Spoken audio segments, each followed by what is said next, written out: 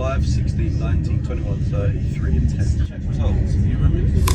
Podcast today, number 41.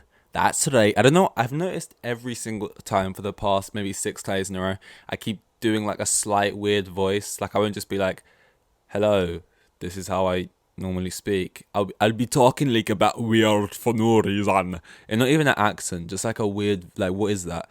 Yeah, I think this is 41. Yeah, this is. I don't know how this is gonna go. Like, I've got like 0 notes today. It's one of those days. I didn't want to look for any because I just knew there was nothing out there to grab or grasp. So we're just here. Not even got a quote for you. I'm just gonna pull one out of my ass that I would quite like. If you want God to laugh at your plans, say them out loud. And I'll leave that with you today. You know, usually I'll get a quote from like a famous actor. I'll read you the quote. Maybe it's funny. Maybe it's bad. Maybe it's good. We don't know. It's up for interpretation. We'll read it out. It's meant to be pretty obvious. Well, it's not meant to be. It's not obvious, obviously. It's not easy to guess. But I'll say, go ahead, guys. Guess. You know, there's a way to get everyone involved. And then at the end, I'll reveal who that quote was by. Who said, you know, the great quote. Everyone has the same 24 hours in the day. You know, you have no reason if you're homeless on benefits, you have no reason not to be. You got the same 24 hours in the day as Elon Musk. Why is he rich? Make it happen. Come on. Who said that brilliant, absolutely not out of touch quote? I wonder. Stuff like that, right? But we ain't got that today because it's going to be an unstructured one. The main thing I actually want to brush up and mention real quick today. I've been watching some YouTube videos as I do every day, and when I say some, I mean probably too much. By whose standards, you know? By my own standards, it's like the same as always. By maybe Greta Thunberg's standards, maybe too many. I don't know what her thoughts are on it. But. So you know fears, right? I'm not talking about normal fears like spiders or like heights or snakes or tight spaces or whatever, or rats or something. I'm not really talking about fears like more like fears that aren't really fears. Like, you know when people say I have a fear of failure, or I have a fear of letting people down, or I have a fear of you know, I got this guard up. You know, I've got my guard up. You know, I was in a really serious relationship, you know, and that, you know, it ended. And ever since then, you know, it's just trust, you know, and I've got my guard up, you know, not stuff like that. Like situational things, like the idea of something, like, give me a minute, I'm trying to think. So again, probably should have thought of something before I started. Something like, like, imagine going out and like you haven't got a fear of car crashes, but it's the idea of going out in someone like, okay, here's a one. Being like a friend's car, and then the car getting hit, and then like, okay, I thought of an actual better one. I know I just said that, and then I bailed on it. This is an actual good one. Like the fear of being in like a foreign country and being caught with like drugs in your car, even if they're not that like Type A or something, Class A. Sorry, I just outed myself for being an absolute fucking idiot. Yeah, even if they're not like Class A or something, but just to get like, even if it's just like weed, and being in a foreign country where like it's not legal, and it being someone else driving in your car, and then them checking through the car, that kind of feel, like the idea of that, like, are they gonna find it? Like I'm sweating, at normal, like, oh, what's gonna be the things of this, that type of stuff, you know, getting in trouble abroad just seems like an absolute nightmare. But yeah, like that's that. Take that example. That's one of the good examples. I have one of those where it's like the idea of getting hurt or getting into trouble that was avoidable. That was so avoidable that I have a fear of that. Like something that's just like I did, like, well, I'll be sitting there in my punishment in prison, like with a broken leg in hospital or whatever it is, just thinking like, I literally, this didn't need to happen either. Like, if I break my leg walking, if I get hit by a car tomorrow, if I fall down the stairs right now, if I get shot in the face. Like, you know what it is? It's like, okay, it happened. I was off to do something. I couldn't help it. If it's something like, basically, I'll reveal what I'm trying to get at here. I was watching this video, and this guy goes to like all different places, right? He's gone to like Iraq. By the way, just not to like document it in the sense that I'm going here to like see what the war, visit people, and I want to, be the ears of the boots on the ground, whatever the phrase is. But more just like as a holiday. So like, I want to go to Iraq as a holiday. I want to go to Syria as a holiday, North Korea, Antarctica, see what these places are like. Right. So he goes there, and this is kind of what I mean by like things that don't need to happen. Like the idea of going to a country and then getting like trapped in that country is just that fear, like basically the perfect example, because like you didn't have to go there, you didn't have to step in there, it was just morbid curiosity. And then the idea of like you can't get back and you're stuck there, and it's just like I would hate that. I would hate that so much. And like there's that story of like the terminal man, right? The guy who like he got stuck in a French airport and he just lived there for 20 years. But then apparently, anyway, there's a bunch of reasons if he was stuck or if he was just like there by choice and if he was mentally crazy or whatever it is. I'm not really here to talk about that story. But that was like a French airport, and at the end of the day, he was eating McDonald's every day. It wasn't ideal, but it wasn't like hell. Like being stuck in like Afghanistan or something, if it's by like the whatever government is, if it's corrupt or some shit, like that's what I don't want specifically. Like, yeah, I don't want to be stuck in Hawaii either, but at least it'll be like a decent time. Like, they got earthquakes and shit over there, I don't know. But you know what I'm trying to say. So like I've never ever been like, oh, I don't care what North Korea's like, I don't want to go there, I don't want to step foot in there, I don't give a fuck. Yeah, I guess I know it's weird from this, but like I don't want to go over there and risk it, and then all of a sudden it's like, because I just would kick myself so much, because like I knew this was a possibility and it's happened. But then I was watching a YouTube video of this guy, because I was listening to a podcast and he was the guest in it, and then I went to the video after that, and he did like 6 videos while he was out in North Korea. You've probably seen him if you've seen any videos in North Korea. It's probably this guy's videos, and it was kind of interesting. It was like, and what really sold it to me was the people you're with. Like the tour guides. Like I imagined the tour guides almost in like military suits, barely speak English, like the simplest misunderstanding could happen. But you seem to be just up in like a fairly normal hotel. The tour guides got some crack, like they do speak English and stuff. Which I'm not like opposed to going anywhere that doesn't speak English, but this is North Korea, so I would prefer if I could at least communicate with the people who could potentially be holding me captive. I'm just going off theories and stories I've heard, you know what I mean? That's what I mean, stories. And I watched this video and I'm like, that's what sold it to me. As long as you like follow the rules, right, you're respectful and stuff. They have tourists coming in like every day, it seems like, and you can't just go and knock about and walk around on your own and stuff. It's all very regimented. You're walking around like you're going this day, this. It's all scheduled. You're going this day to see this at this time. You're eating this at this time at this place. But the people you're with, it seemed almost pretty relaxed. Obviously, like. Like during the World Cup, which was in Qatar, and they got rules and stuff, and they're a reserved country. It's a Muslim country. I think, Islamic country, and I don't think they want a bunch of alcohol in the streets, and I don't things like public, not even nudity, but stuff like that they don't like, right? And then fans go over there, and there was that video of that girl just fully, what's the word for it? Flashing out in the thing. She just pulled it up. The knockers were knocking, and all the lads were like, "Wait, where are you? What's up?" And it's just like, if you're that kind of person, and I'm not here to be the fun police. Whoa, Mr. Serious. But like, at the end of the day, if you're that type of person, maybe don't go to North Korea. Because like you're just not going to be able to help yourself when they say stuff like, "Oh, you can't do this. Like you have to bow here, and you please don't do that." You're probably going to want to do it, 'cause, for a bit of crack. You'd probably describe it that way. And then I don't want to know what the repercussions are. But like I just feel like going there, traveling around, and yes, it's like weird, but that's kind of why it's interesting. And like even the fact that like it's a really built up city kind of. But it seemed so empty, like no one's ever there. And I remember finding that so interesting, like going around central London during lockdown, and it was just like no one about.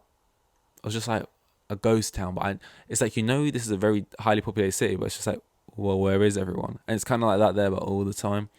And it did pique my interest, like North Korea. And I know everyone would be like, "No, what are you doing?" And I know I couldn't probably find one person to go with me, so I probably would never go because I wouldn't do it alone.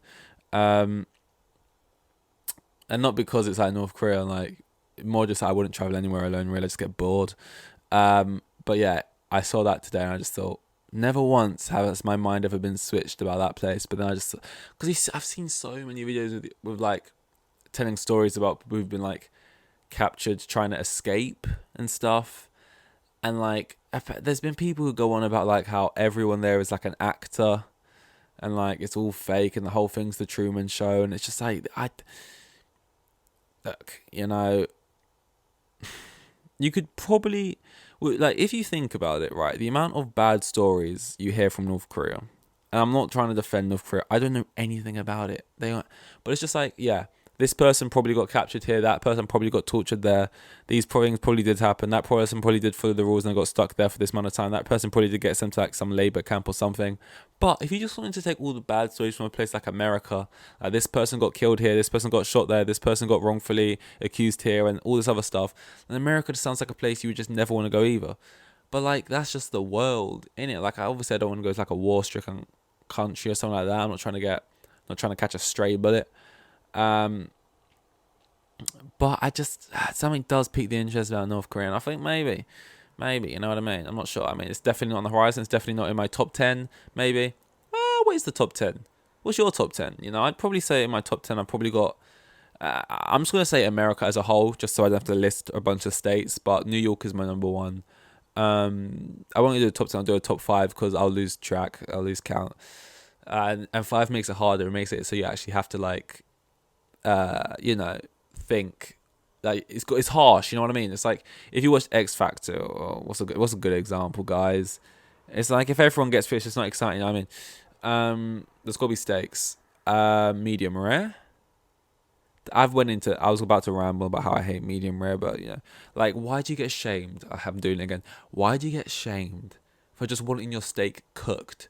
Why is that in any other form of food? Having it cooked is normal. Like, I'm not shaming you for wanting it literally seeping with blood, right? Like wet, moist, wet, soggy, like a sponge. Honestly, the texture of a sponge is horrible, right? And I'm not saying well done is a nice way to eat steak either. It's like chewing a tire. It's chewy, and I get a tired jaw, man. I'm a frail guy. My jaw can't hack it. I'm not trying to like I'm like. The Crimson Chin is the only guy I can think of, but he's more of big chinned than big jawed. What I'm trying to say is, I can't even really chew gum. I get tired after 20 minutes. What's my point here? My point is, I just don't like. I hate being shamed, right, for certain things that just don't warrant it. Okay, you think medium rare or rare even is like the way it should be done. And that's the best way to have a steak. Fine. I have more reason to believe what you're doing is weird. There's blood dripping out of it. That's what moist. Yeah, because it's ugh. Fine, and that's fine. I never say a thing. I never bring it up. And if I have to, I would rather not eat the steak. But if I have to have it done in a way, yeah, sure. Please cook it for me. That's the at least I ask.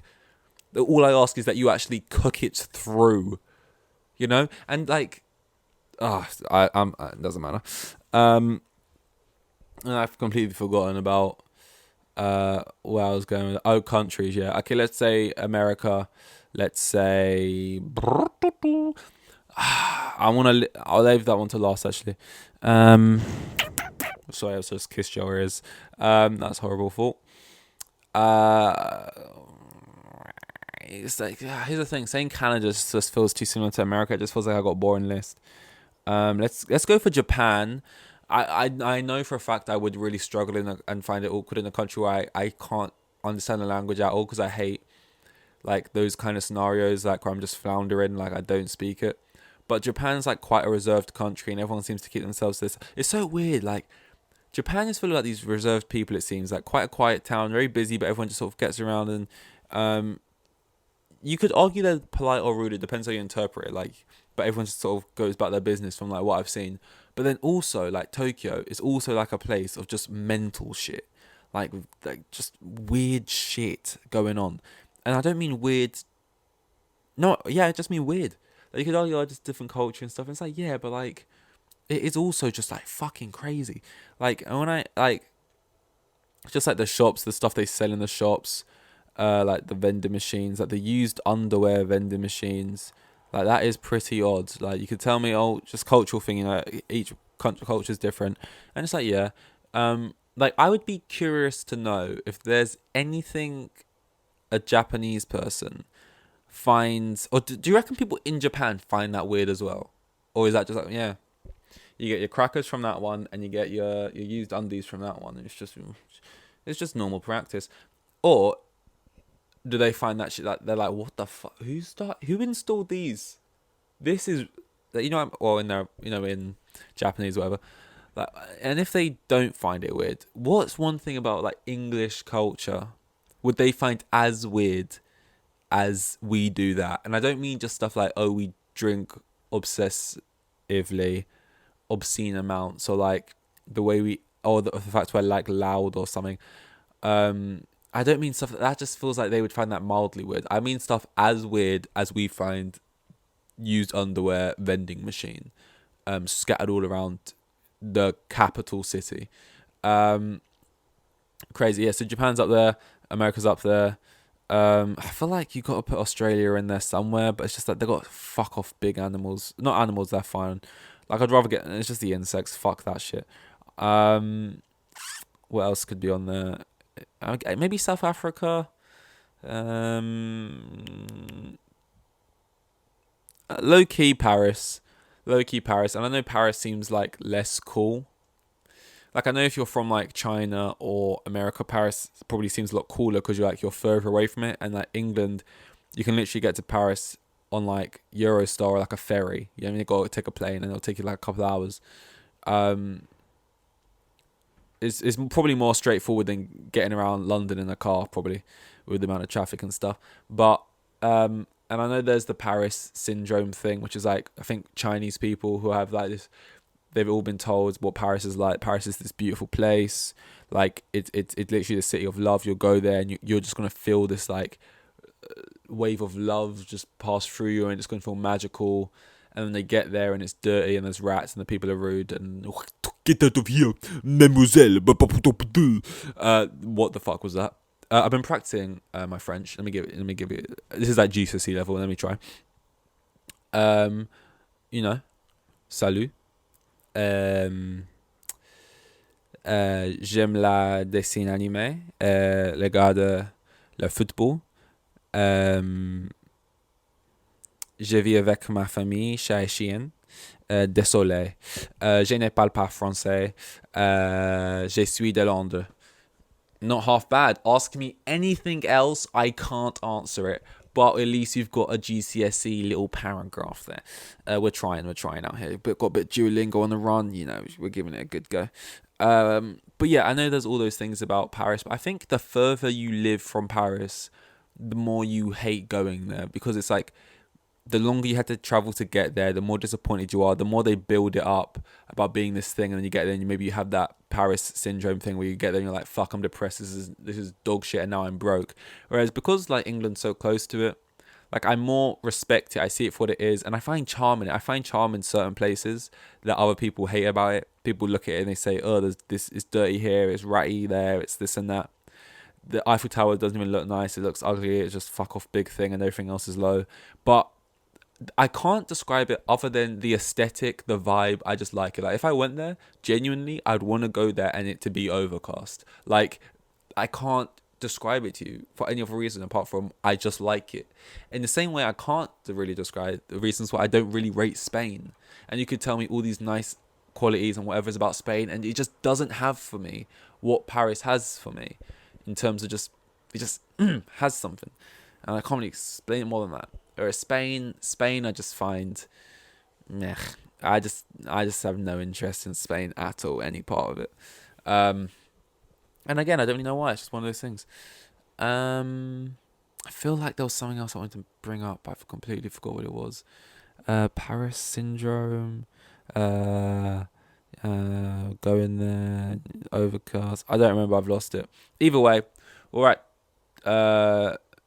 2009. Hold up. That's not the song, but I just wanted to sing that. No matter what you say and what you do, when I'm alone, I'd rather be with you. Childish. What's his name? I was about to say.